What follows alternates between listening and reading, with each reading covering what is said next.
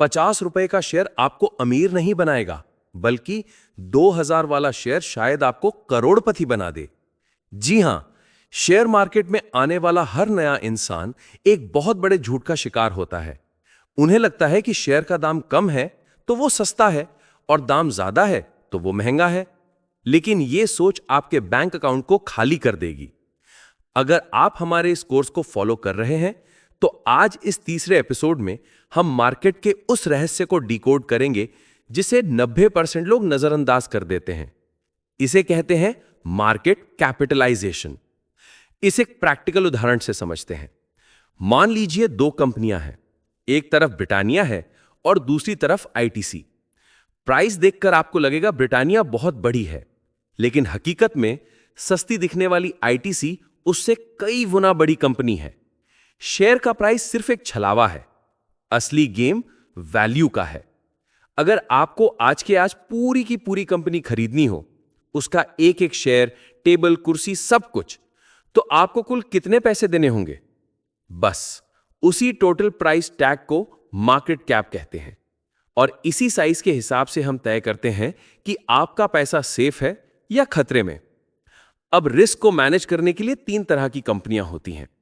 इसे आप अपनी इन्वेस्टमेंट जर्नी के 3 अलग अलग लेवल समझ सकते हैं। पहला है लार्ज कैप, यानी वो कंपनियां जिनकी वैल्यू 20,000 करोड़ से ज्यादा है। ये मार्केट के हाथी हैं।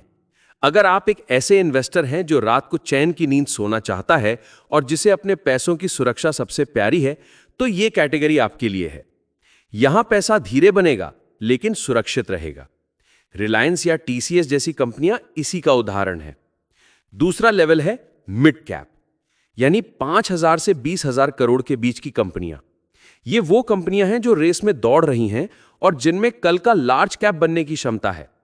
यहां रिस्क थोड़ा ज्यादा है, लेकिन अगर आपकी एनालिसिस सही निकली तो रिटर्न भी लार्ज कैप से कई गुना ज्यादा हो सकता है। तीसरा और सबसे खतरनाक लेवल है स्मॉल कैप, 5,000 करोड़ से छोटी कंपनियां। इस कोर्स के एक जिम्मेदार स्टूडेंट होने के नाते मैं आपको सावधान कर दूं कि स्मॉल कैप में पैसा लगाना आग से खेलने जैसा है। यहां छोटी कंपनियां या तो मल्टी बैगर बन के आपकी किस्मत बदल देंगी या फिर जीरो होके सब कुछ खत्म कर देंगी। यहां वॉलेटिलिटी यानी उतार चढ़ाव बहुत ज्यादा होता है। तो अब सवाल आता है कि आपको क्या चुनना चाहिए। देखिए, एक स्मार्ट पोर्टफोलियो वही है जहां बैलेंस हो। ऐसा नहीं होना चाहिए कि सारा पैसा रिस्की स्मॉल कैप में लगा दिया। हर लार्ज कैप कंपनी कभी स्मॉल कैप थी, यह सच है, लेकिन हर स्मॉल कैप लार्ज कैप नहीं बनती। आज का असाइनमेंट आपके लिए यह है, कमेंट में मुझे बताइए कि आपकी पर्सनैलिटी कैसी है। क्या आप सेफ्टी पसंद करने वाले लार्ज कैप इन्वेस्टर हैं या खतरा उठाने वाले स्मॉल कैप खिलाड़ी?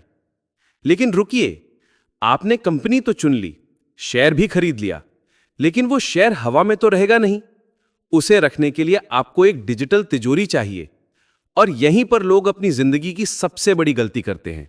वो डीमैट अकाउंट और ट्रेडिंग अकाउंट को एक ही चीज समझते हैं, जबकि इन दोनों में जमीन आसमान का फर्क है।